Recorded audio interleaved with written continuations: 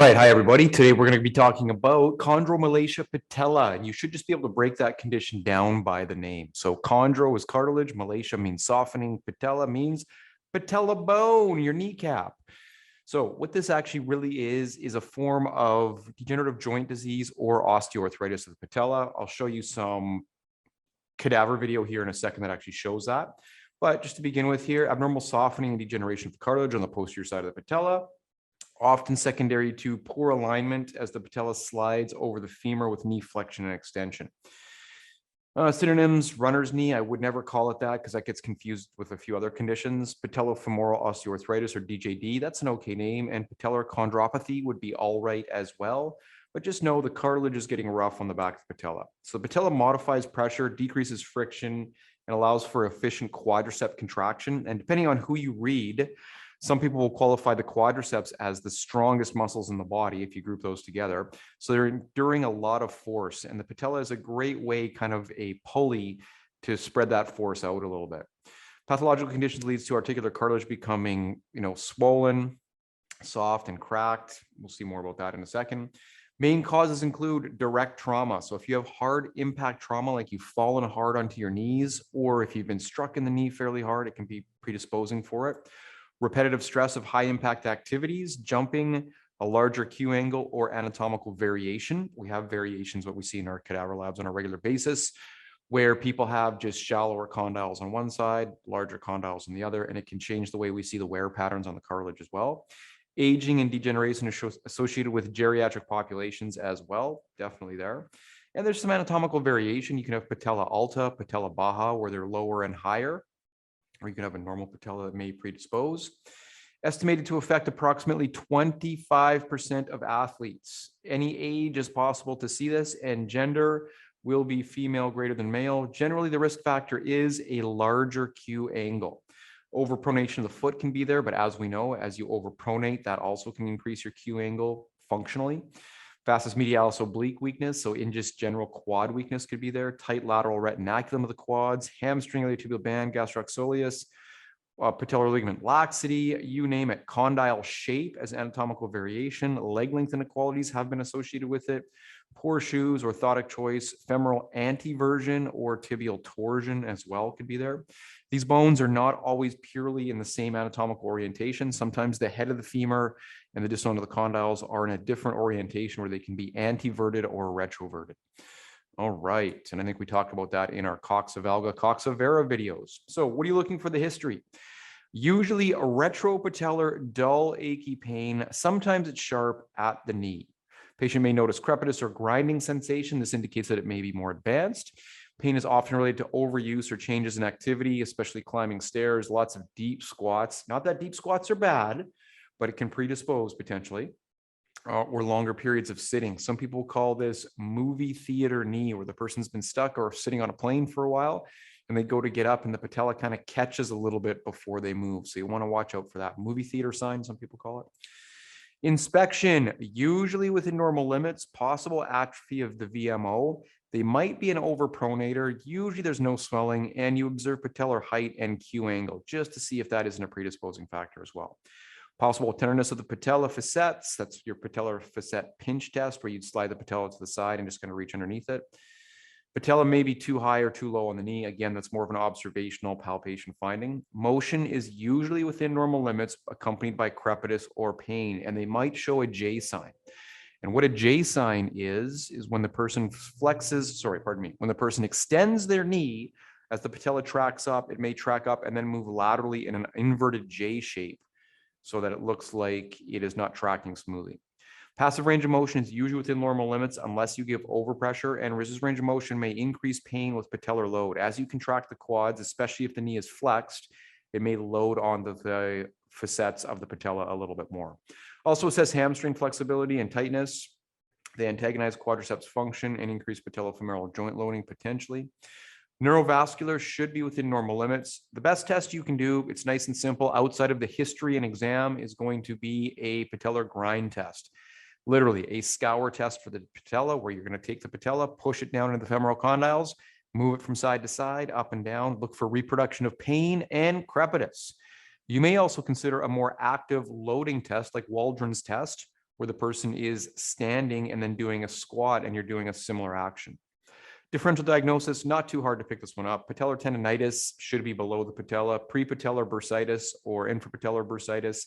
You should see swelling from other damage inside the joint. Do not give a diagnosis of bursitis. Look for another cause of the pathology. All right, osteoarthritis of the tibiofemoral joints, maybe. Osgood-Schlatter's, pretty obvious, being a active demographic of a teenager usually, and enlargement of the tibial tuberosity. Osteochondritis dissecans and meniscus tears, a little bit different. Look for that planting twisting event, locking of the knee, catching or buckling that take place. And of course, you can always watch the videos on those as well. All right, then we have our differential diagnosis.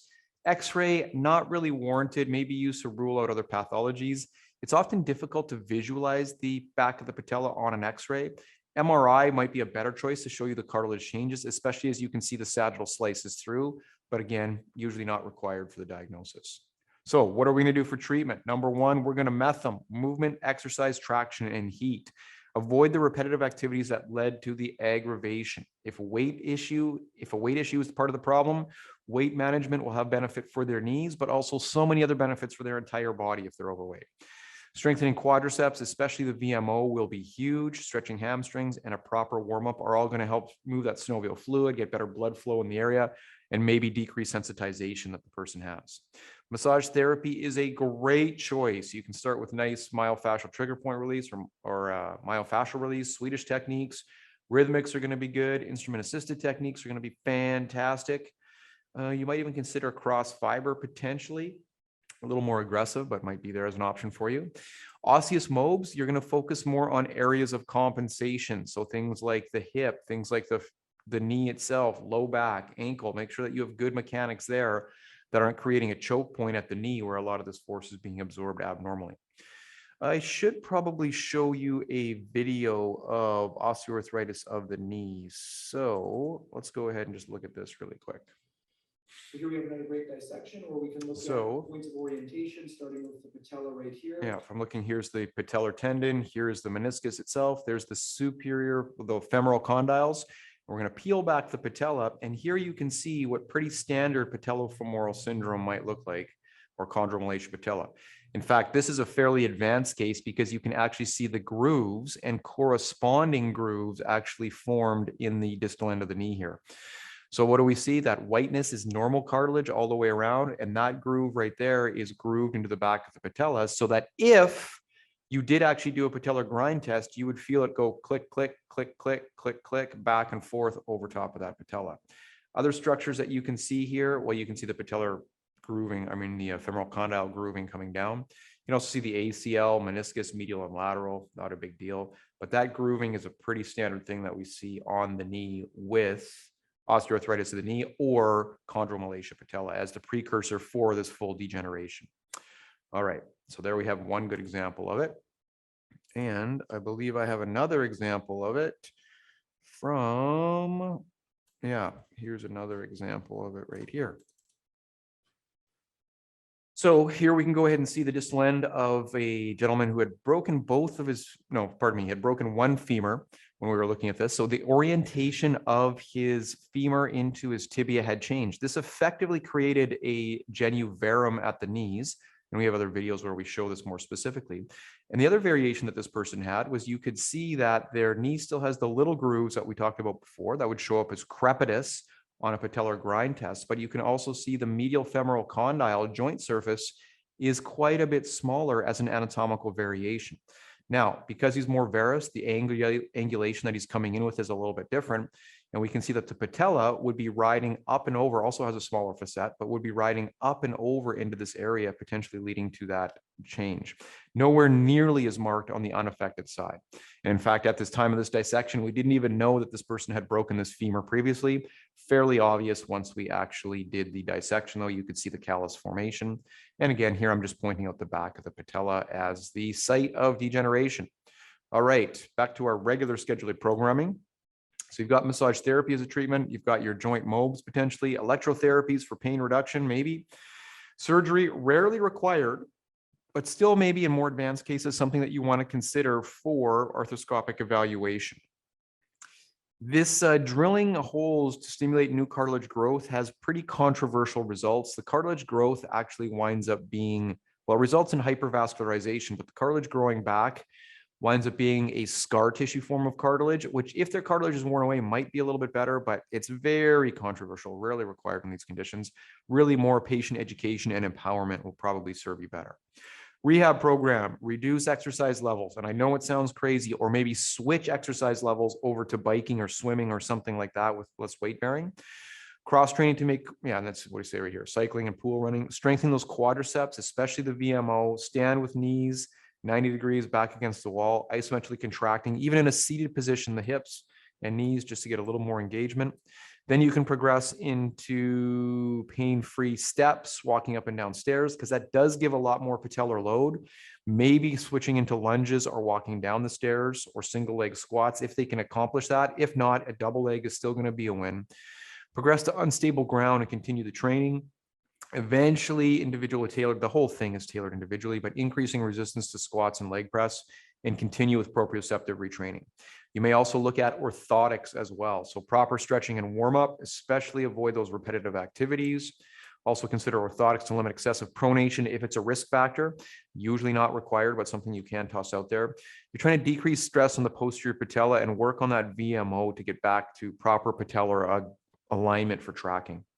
Prognosis, conservative treatment is successful in most cases, actually. Now, are you going to regenerate the damaged cartilage? If it's mild, yeah, the body does have good potential. If it was like the cadaver videos that I showed you where it's fully worn away the cartilage, pretty tough to get it back, but still there is some potential.